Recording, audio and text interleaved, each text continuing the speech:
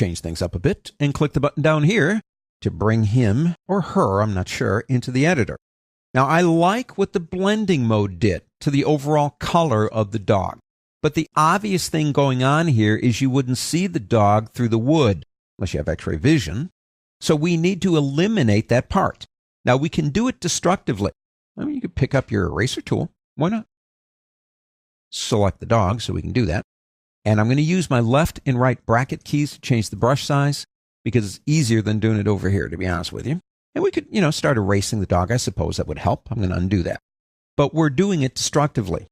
And I don't want to do it destructively. It might look exactly the same, but you don't have as much control. And what if you come back tomorrow and look at it and go, oh man, I got too much? Well, what are you going to do? You're going to start all over again is what you're going to do. My suggestion would be a layer mask. I absolutely love layer masks. Non-destructive editing right down the road. Now, there's a couple of ways that we can work with them, but understand how they work. When I come over here and click this button right here with the doggy layer, it creates the mask. Now notice nothing happened yet. The mask is painted on. You have two things, and this is important to understand. You have the dog here when I click, and you have the mask over here. Masks are painted with black, white, or shades of gray. If it's black, dog's going away. If it's white, which it is right now, nothing changed. If it's a shade of gray, it would be a certain percentage of transparency based on the shade of gray. So if I pick up my paintbrush tool, again, don't forget, you have a dog and you have a mask, and you want to be on the mask, because if I come over here and select the dog and come over here and start painting, I'm painting on the dog, and I hate it when that happens, but I also love undo. So make sure that you have this selected here. Make sure you have black as your painting color over here. And now when I do this, basically I can make things go away. Now the cool thing about this is, and you can see the black over here, if I do too much, gee, you did too much, Andy? Yeah, I think I did. I can press the letter X on my keyboard. That's the easiest way to get from black to white, or reverse the two colors, I should say. And if I paint with white, things start coming back. Now, at any time you want to, if you feel like you wish you had never done this, you can come over onto the actual mask itself and right-click your mouse and say, delete it. And everything comes back just the way it was. So one way you can create one of these beautiful things, these non-destructive masks, is by clicking the button and doing the painting. But there is another way that sometimes can really help you out. We want the dog to go away where he's in contact with the wood, yes? Let's do this. Let me go ahead and turn him off for a second.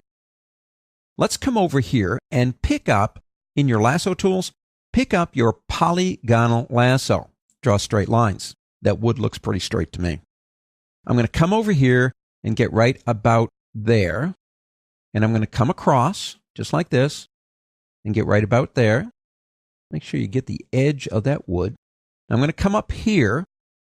Now remember what a layer mask does when you do a selection. The selected areas become the visible areas, and we want the selection of the dog inside the wood to be visible. Now close that down here, got that area. Now down here, hold the shift key down to start the process. Get inside this little corner right here. Now you don't need the shift key anymore. And I can come here, and I can come over here, and finish it off. Wait for that little tiny circle to come up. Where is it? There it is. And close that area off.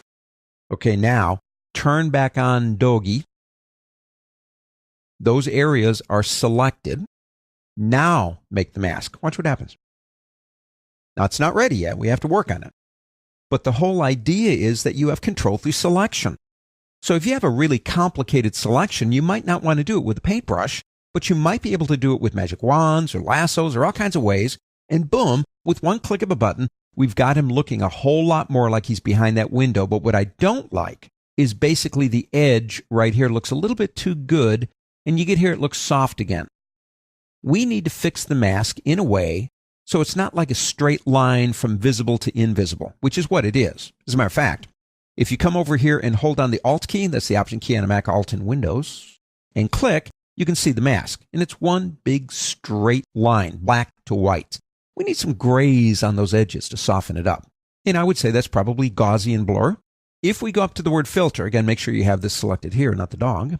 If we go to the word filter and go down to blur, you have Gaussian blur right here. Now, the beautiful thing about this is it does have a preview. And what we can do here is look at it here while we're moving it over here, and we can stop when we think it looks believable. And that doesn't look too bad right there. We click OK, and we finished it off. But understand, every single thing that we have done from the previous lesson to this one, the blending modes, everything else is non-destructive. If we decide we don't want this, we can get rid of the mask, put the blending mode back to normal. We got a dog in front of the window.